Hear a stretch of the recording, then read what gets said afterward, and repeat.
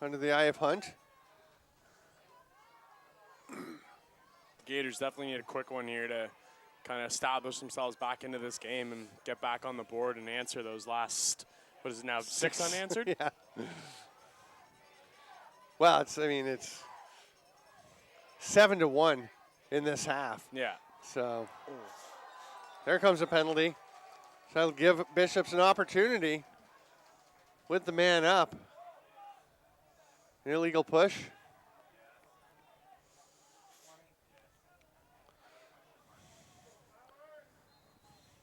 Peter Hunt with the penalty.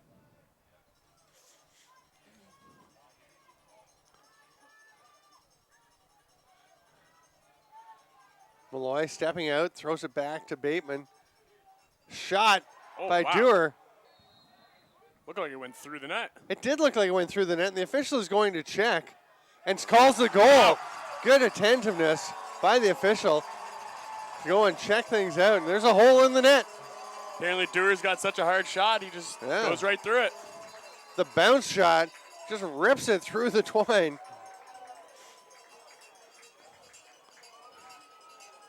And Dewar, again, not too much happening. Just Dewar slips out into space on his offside and just fires that one. There wasn't much question. I thought it looked pretty obvious it went through, but when the ball comes out the other side. The mesh moved and everything, so it had to have made contact with the net in some way. Yeah. The officials bring one of the Gators equipment staff out with some twine to tie that up.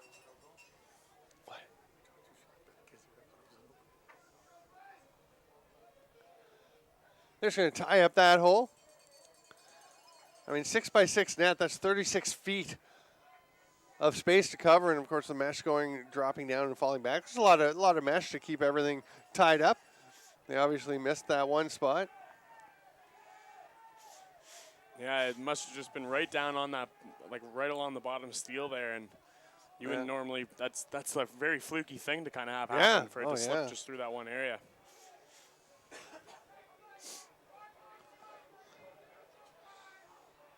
Actually, on the way back here, after going back to the hotel for a while in between games, saw a crowd of very colorfully dressed characters in a parking lot on the way here, and they are down on the sideline now. One looking like Super Mario, and then some. I don't know if we can get a shot of them over to the right along the sideline. You can see just to the right by about the 35-yard line. There you go. There we go. See them on the webcast there. Yeah. Look like they're dressed up like kind of like the Angry Birds from the video game on the iPhone or something. Maybe a couple of toucan-looking Angry Birds. The green one kind of looks like a frog, though. Yeah, he does. And then there's the dude with the red head and the little tongue hanging out or something. I don't know what he is. Some colorful characters when you come to watch sports here at Bishops. Lunchtime in Lennoxville. That's what we're branding this afternoon's game. Thanks for being with us. It's 14-9. Bishops trying to hang in there. 5 goals down, 15 and a half minutes to go. They get the mesh fixed, and we are back underway. Ryan Miles has the ball as Western gains possession off the face-off here. Nikolai Ferris. Haven't seen a lot of Ferris, but he's out there for some time. Patrick Gamble getting a shift. Nice job by Jeremy Shalevi to get some of the guys with get a little less playing time out on the field. Give them a chance to experience the Baggataway experience. Get that time on the field, get a feel for being out as part of the game. Kind of Corey cuts to the middle, warm back up instead of just standing on the sidelines as well. True. It is a little chilly. It's been kind of off and on, the wind coming and going. The sun really came out brightly earlier, right as Bishops scored a goal the first half, actually, as they had that run of goals. Stall warning is on. Comes off as Miles comes out to the near side. Matt Lewis covering him.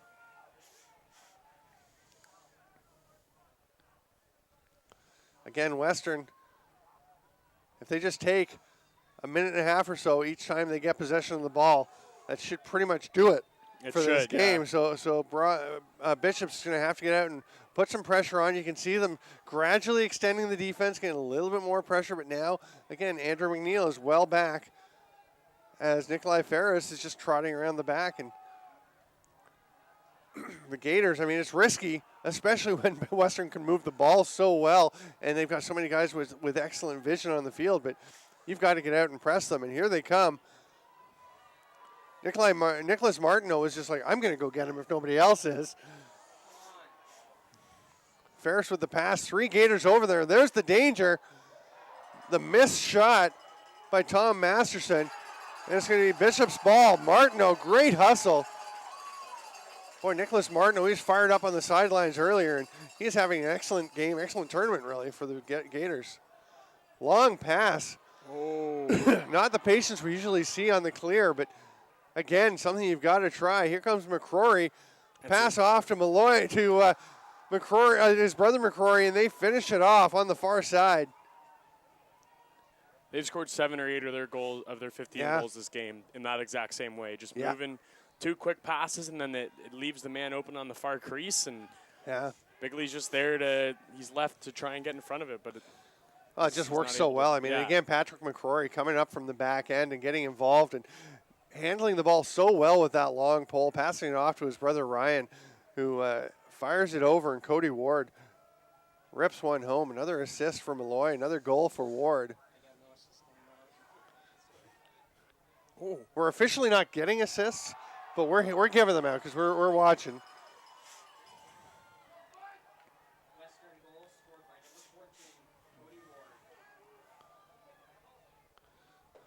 Western with the ball once again. Now they have a 6-goal lead down to the final 12 minutes. And there's a shot. Michael Byrne looking to get on the score sheet. You can expect to see a bit more of some of the guys who don't get that much field time for Western. Kyle Emerson, for instance, running out onto the field. Number 27 at the top of the formation. He's going to get the pass now. Exciting for some of the young players to get out and get some time in this game. You talked about them keeping warm as well, which is certainly a nice factor. But yeah, it also gets some, like you said earlier, get some nice experience just to be able to say they participated in the Baggataway Cup and that they got to be a part of the win here against Bishops. If they can pull it off. When you're a coach like Jeremy Talevi, who's been with Western for quite a while, has had a lot of success with this program, and you're a Western Mustangs program that expects to be near the top of the standings and battling for the Baggataway every year, you need to keep thinking about next year as well. These top players aren't going to be here forever. Ryan McCrory with the ball. You need to find somebody to take over his role. There's a shot by Cody Ward that almost was his 6th of the game. Ward has 5. McCrory has 6. McCrory also should have an assist or 2. I think just the 1. Ward does have 1 assist. Boy, a lot of candidates for player of the game, but Ward and McCrory definitely the top ones for that club. The Western Mustangs wearing their whites today. Remember, the second semifinal today will be at 5 o'clock. Here's a drive to the net and a goal.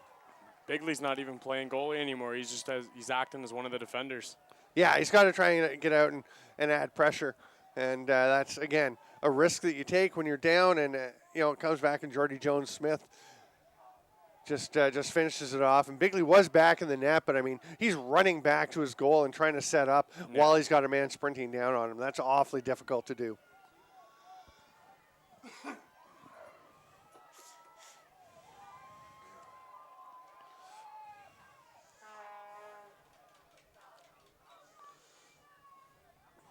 (16-9). Sorry, I'm afraid your Gators season may be coming to an end here today. I'm afraid so as well. They looked good in the first half, and they came back from that 3-goal deficit that they were down by, but then just the Western offense is just absolutely relentless. There's a shot just bouncing wide by Mason Austin. That's the thing. The Gators have such a good defense, but if they don't have it to be able to compete with the Western offense. And I mean, Western just has been moving the ball so well. They've just been creating so much. And here Western's coming out and pressuring even late in the game.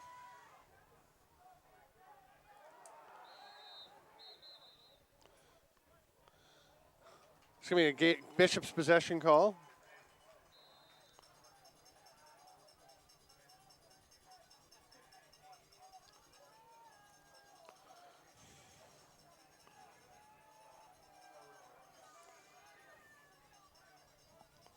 Damn it. Bishop's driving to the net. Winquist. Holding on to it, passes it across, gets up to Mason Austin. There's a shot and a goal by Joel Wright. Wright with 3 goals and 9 assists in the regular season, so he's pretty excited to notch one here. And the Gators, they're not giving up. 6 goals down, 8 minutes and 20 seconds to go. We have, I was going to say we've seen stranger things. I don't know. I think this may be the greatest comeback I've seen in CUFLA play if it were to happen. It definitely would be. A 6-goal deficit is really hard to climb back from. But well, actually, kind of going back, something my dad's always told me when I grew up playing lacrosse. When he played, he played for the Point Edward Pacers, and they had a game one time where they were down by 5. They were down by 6, and he came back to score. The team scored 5 goals in 49 seconds, so they can do it. There you go, another goal. This one by James Malloy. And he is flattened, so they're going to get a penalty.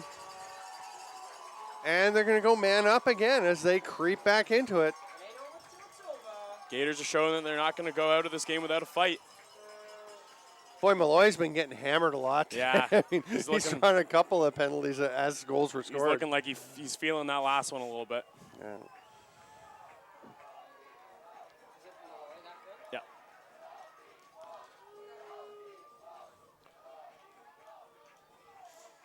It's a big face-off here for Bouchard.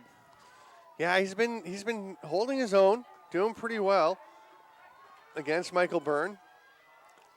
Another battle. A fairly early whistle this time, and it's going to be Bishop's possession. And Byrne hands the ball to the official as he pleads his case about why that was a mistaken call. But the Gators have the ball.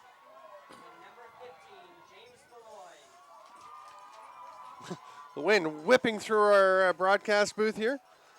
Trying to blow the papers around, but Lee Kanakin getting up involved in the play for a bit. Now he's going to head off to the bench as Cam Bateman will throw it back. And Winquist, he just loves driving down to the net. It's looking like he wanted to get a shot off, didn't have it. Austin toe drag, loses the ball. Najar comes back out after the ball, and it's going to be a penalty to Western. So Bishops has a chance to get a shot here, and then if they don't score, we'll go back to the man advantage. Over to Malloy, fires, scores! Malloy with a wicked shot, top corner.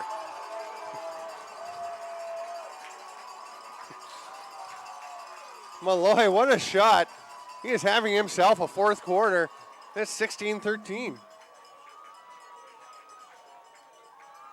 16-12, sorry. Getting ahead of myself.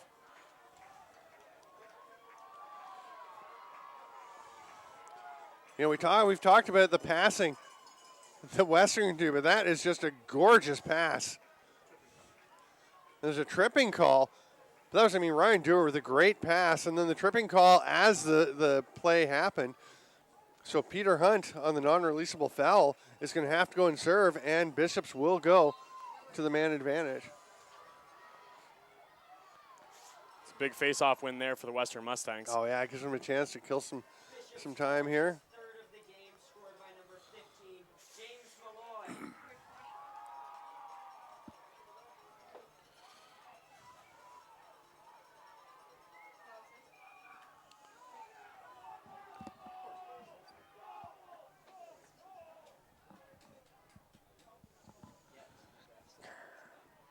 Western really trying to hold on to this ball right now just to kill their penalty. Wait till they can get that man back on the field. Nice little spin by Miles. And there's Bigley again. Really getting himself involved in that play. Boy, and that was very close to being a goal the other way, but instead Bigley comes up with the strip, and he's going to come up and get involved in the offense too. He's up around the 45-yard line. Haddon throws it across. All kinds of pressure from the Gators. Dewar shoots, just misses, but Malloy is there, and he'll quickly start, grabs the closest ball available. The penalty has expired. We're back to 6-on-6, but the Gators with some momentum. 4 minutes to go, a 4-goal spread. In 1 minute, the clock in the stadium will stop. At 3 minutes will be the stop time, and the time being kept by the scorekeepers. We will let you know as best we can how long is left, how much time Bishops has to try and creep back into it. Right with the pass behind the net. And that's, Wright puts his hands over, stick over his head. He knows that was just a mistake. Not within the reach of Ryan Dewar. And Jordy Jones-Smith will start with the ball behind his own net. Just try and run by Dewar. Dewar with the good ride. So the pass across. And Najjar will slow things down. Throws it back over to Jones-Smith. The nice little touch pass gets it ahead to Craig Charteris, who will run up over midfield. And I think they're going to take, a timeout Western, as Charteris was under pressure from Mason Austin. Austin's having a heck of a game. Not just really scoring, but he's playing well all over the field. He just puts himself in every component of the game and never stops moving his legs. Even down here when he got that trip up, he went for the toe drag, lost the ball, and just kept moving towards it.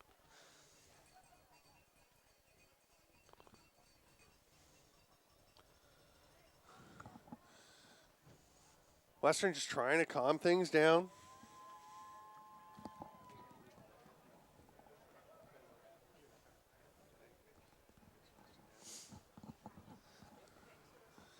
.3:17 to go, a 4-goal lead. I'll tell you, 4 or 5 minutes ago, it looked like Western was pretty much home and cooled out. We were talking about this is it, the end of the line this season for the Gators. They are not thinking that. They're thinking, let's just get back after it. They're definitely not going out without trying to do something here. Going to try and, what they need to do is just, it's Western ball right now, and they really need to get the ball back. The Gators need to get the ball back on D, and then once they can get the ball in their offensive zone, they're usually pretty good with it there, but they can't allow Western to have it too long in their offensive zone, or they'll probably put another one in.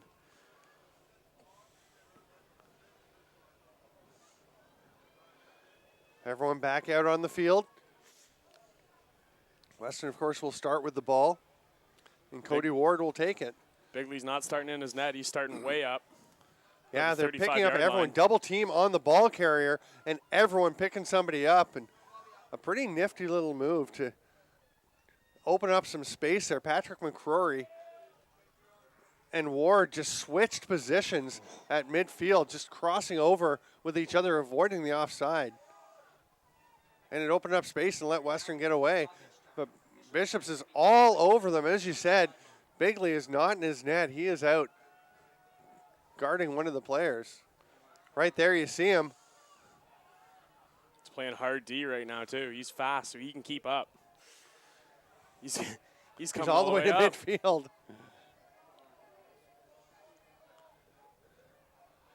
Swim move attempt. Loose ball. That's Ben Mercy for Western, number 6. Gets the ball back. I don't know that we've even seen him on the field today, but he's out there playing a role here late in the game, and that's going to be a pretty easy goal for Sam Neeb. Of course, that's the risk when you send your goalie out to check, and it Bigley almost worked was still, They had the man double teamed on the far side of the field there, and they got the ball free. They did, but they weren't able to recover it. Yeah, nice job by Mercy. Ben Mercy to step in, number 6, and play a role. At a pretty critical time in the game.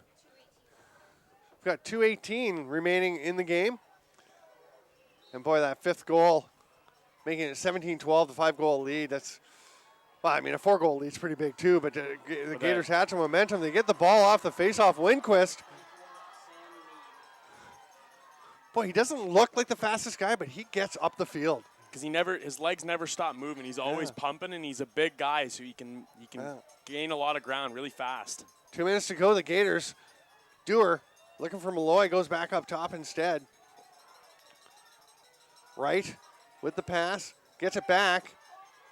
Malloy, he loves to shoot from there, but he was thinking shot before the ball was in his stick. Yeah. It rolls away.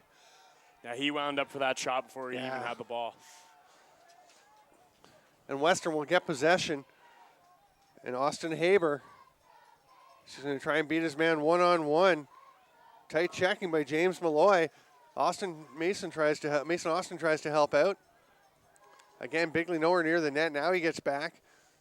As Jordy Jones-Smith is in the corner. He's double teamed. And again, with Bigley out getting involved in the defense, there's nobody open for the Mustangs. Jones-Smith runs around behind the net. Probably not going to put the ball into the goal again, Western. I think they'll just run around for the rest of the game if they can. Just try to keep hitting the open man. Constant double teams from Bishops. And boy, their second game in 2 days, this is where you really feel it when you're having to go out there and sprint the strip. But someone is hurt. The Bishops defender, looks like Haddon, holding his shoulder. Play will be blown down as he is in obvious pain, lost his stick on the check, and the trainer's sprinting out. Who is that trainer, the first one there? He's quick. Jason Prima. Nice wheels by Jason Prima to get out there. Can almost use him out on the field on offense. Even on defense right now to pressure on the double team. He moves well. 17-12, under 2 minutes to play here. 38 seconds, in fact, remaining in the game.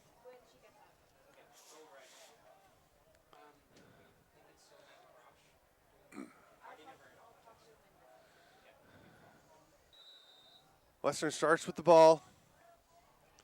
Cody Ward just running around behind, some hard checking, but he's just going to sprint away. Get clear of Shane Jackson, who's hustling after him. Bigley engaging with Mercy down by the net. Boy, Bigley plays a physical style of defense. He really away does. from the ball.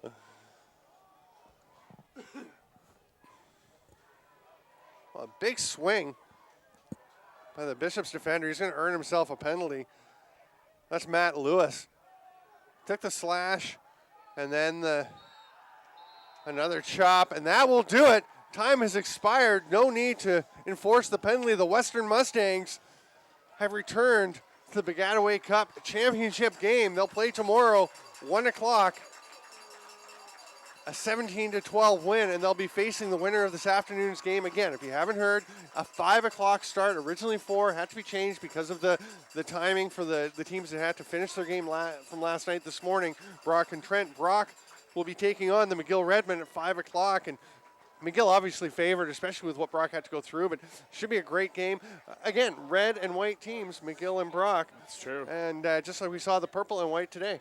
Yeah, it'll be interesting to see who dresses in the actual colors. I'm not 100% sure who's designated as the home team tonight. McGill would be the home team as the top seed. Oh, yeah, but, okay. Yeah. But I know I actually saw Tim Murdoch as Brock was walking off the field after the big win this morning, the overtime victory over Trent, and Tim Murdoch said, what would you guys like to wear? You guys make the decision, wear whatever you like, and we'll wear the other. We're cool. So great sportsmanship by Tim Murdoch, and he's such a passionate fan of this game and advocate and supporter as well as a coach, and just a lot of respect for Tim Murdoch and everything he does for the game of field lacrosse here in Canada. And a big round of applause from the fans here, appreciating their Bishops Gators making it to the national semifinal, falling a little short to the Western Mustangs. We will have the player of the game presentations after the handshakes. It's sunny again. Sun kind of coming in and out of the clouds. Yeah, it's funny. It goes away and it looks really dark and dreary and comes out of nowhere and looks like it's a beautiful blue sky day. Yeah. I'm Stephen Stamp with Sawyer Brock, bringing you this Baggataway Cup action as part of the crew here at Bishops University. And I just want to say once again, for anyone who hasn't heard it, what a great job everyone here at Bishops is doing, putting on this tournament, starting with Drew Pollock, the guy running things, and all the way through Marty Rourke and Claire. I don't know Claire's last name, but Webb. She's doing a great job here in the booth. Ryan on the PA system. And, everyone, so many volunteers involved. That's one of the things with the rescheduling of the game, and Drew Pollock, I'll tell you, he's the guy running this tournament. He's an assistant coach with the Bishops Gators team. And he comes in to the meetings as we're trying to figure it all out. The CUFLA executive, the coaches, the referees, and everything, and says, "Yeah, I'll make that. I'll make it work. What do you guys need? We'll make it work. Here's what we can do. Here's what we can't do." And he's very clear. Everything's so straightforward. He makes it clear. And then after it's done, he goes and figures out the logistics. He goes. I mean, they had to get, because the bus drivers couldn't drive because they have very strict regulations about how long they can drive and then how long of a break they have to have. The Trent bus driver couldn't drive her team here this morning. So they rented vans and a cab to bring the Trent team here at the time they wanted to be here to warm up. And he just immediately was like, that's what we'll do. We'll make it happen. We will get here. They're going to get cabs for everybody. They couldn't do it. There weren't enough cabs. The company didn't have enough. But then he goes off with his staff, volunteer staff, and figures out the volunteers. We're going to have the player of the game presentations. I just wanted to say what a great job I think he's put it done here. And it's like an excellent facility to host the tournament at as well. And he's done a very, very good job of displaying this. And it's going to be a little sour now that his team's out. But they're going to celebrate Mason Austin's tremendous game today. And again, the slow walk from the player of the game for the losing team. But, a nice honor for Mason Austin. Certainly James Malloy had to be considered. But Mason Austin, really a tremendous outing today.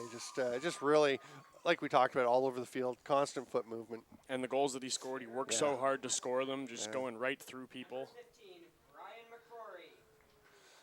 No big surprise there. 6 goals and an assist or 2 for Ryan McCrory. He was outstanding. Again, Cody Ward was great. Patrick McCrory, the long pole coming up, he was outstanding. So many guys it could have been, but Ryan McCrory gets the nod. We're going to take a break. There's about 2 hours and 8 minutes until the 5 o'clock game starts. That will be the Brock Badgers and the McGill Red